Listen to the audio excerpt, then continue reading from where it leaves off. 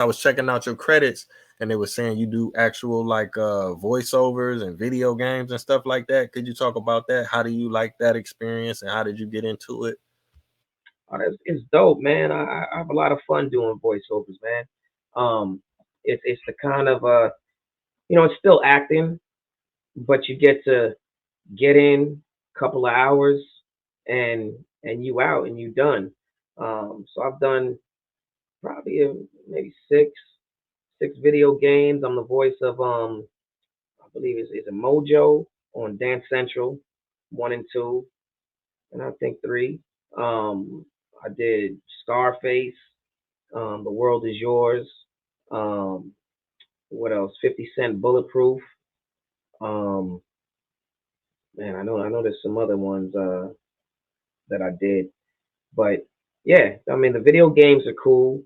A lot of times they just have the lines and they just want you to like, have some fun with it, say it different ways. But then if you get a chance to do like some cartoons, that's more fun. It's like it's almost just like you're acting, but just in a recording booth.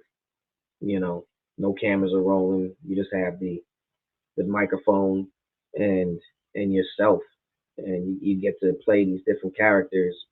Um, yeah, I like voiceovers a lot. Um, they're easy. I've always, as a kid, I always been a big cartoon. I'm still big on cartoons. You know what I mean?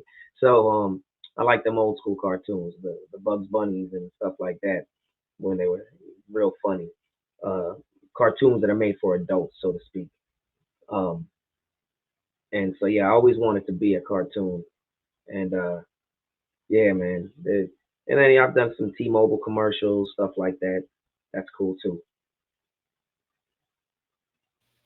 That's what's up, man. That's really dope because man, a lot of people, they don't get a chance to pursue their dream, at the level that you pursuing it on. You getting to travel, you doing the acting, you doing the television, you doing the film, you doing video games. That's just a major, major blessing. And I gotta salute you because, like I say, you working with a lot of iconic people. So, they respecting your craft just as well, so Yeah, you got in this business, man.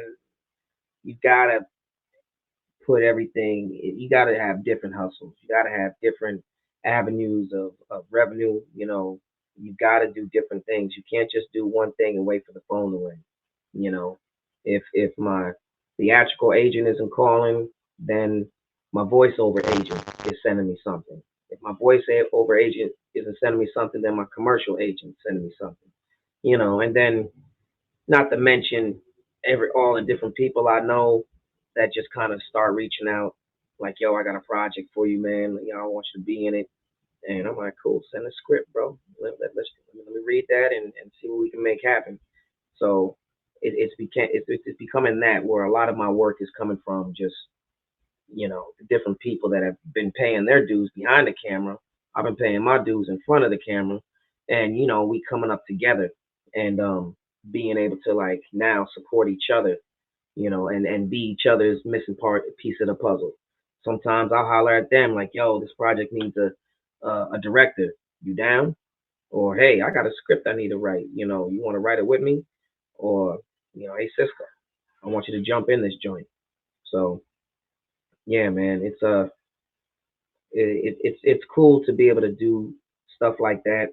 And and even when you have that many different avenues, you still have to have other hustles too.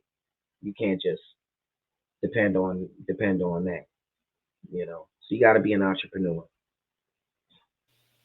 I could dig it. I could dig it. Um, Man, I really appreciate you coming on the platform. It's definitely been an honor. So I just want to ask you one more question. Are you working on anything right now? Do you have any up and coming projects? Are you writing, acting, comedy, or even something outside of that? Like you say, you have different hustles. Are you doing fashion or music or what you got going on? I have a film company called Melting Pot Entertainment, where I'm developing different projects from TV to film, all different types of genres.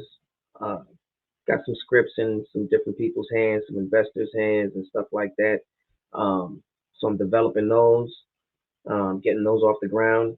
And then I started a company called Third Eye Collective, where it's a psychedelic chocolate company.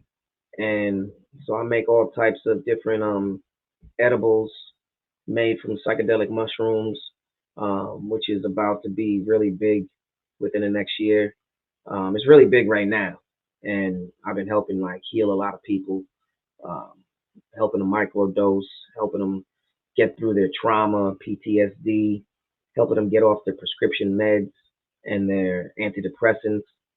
Um, so I've always been real good in the kitchen.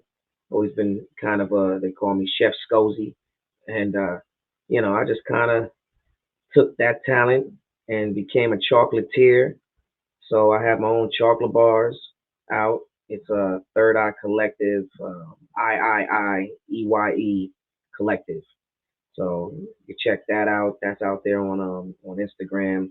And I'm trying to be like almost like the Godiva of um, psychedelic chocolate, not just chocolate bars and gummies. I make all types of stuff from Pocky sticks, chocolate wafers, marshmallows, teas, capsules, you name it.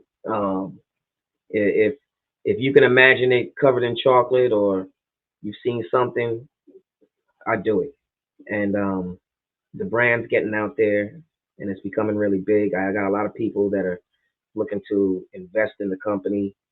I would say probably within the next 6 months, California, it's already legal in uh, San Fran, Oakland, um, Oregon, Colorado, Washington D.C., and a few other places. We just need Newsom to go there and legalize the entire state and not just those two places. I guess they operate independently from California. I don't know how that works, but it is legal up there, and I would say probably more decriminalized. And but when you got something like that that's healing the world and getting people off of prescription drugs, there's a thing called big pharma that doesn't like that. You know, they the money's in the medicine and not the cure. So people can go to therapy for 30 years and you can do one macro dose of mushrooms and be healed. Your trauma be over, not existent. People have stop drinking, being alcoholics, stop taking heroin. There's all types of just medicinal uses of psychedelic mushrooms that is more than just seeing stuff and partying and going to a rave or Coachella. It's way deeper than that, and that's the kind of company that I'm building is trying to heal the world. You know what I mean? Man, salute to you for that. That's major, man. Yeah, I've been doing my little research on the mushroom game, man, and that's like a whole nother galaxy. And if people can tap into it the right way, man, that's phenomenal. What's the website again, or the social media again? It's at Third Eye Collective, but it's IIIEYECOLLECTIVE.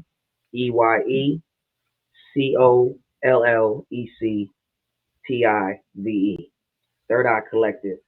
It's going. You're going to see a little rabbit that look like that. Oh, okay. Wow. Also, it's blurry. Yeah, I'll throw it up on the screen once I edit it. So yeah, I just want to thank you again. It's been a phenomenal episode. I really appreciate what you're doing behind this screen, in front of the screen, and with your other ventures as well. Keep up the great work. You already got some classics under your belt, and I definitely look forward to what you got coming in the future. I want to thank the fans, thank the viewers, thanks to everybody that tuned in. It's been another phenomenal episode of Taye Speaks. So until next time, family, peace. I appreciate you, bro. Good looking.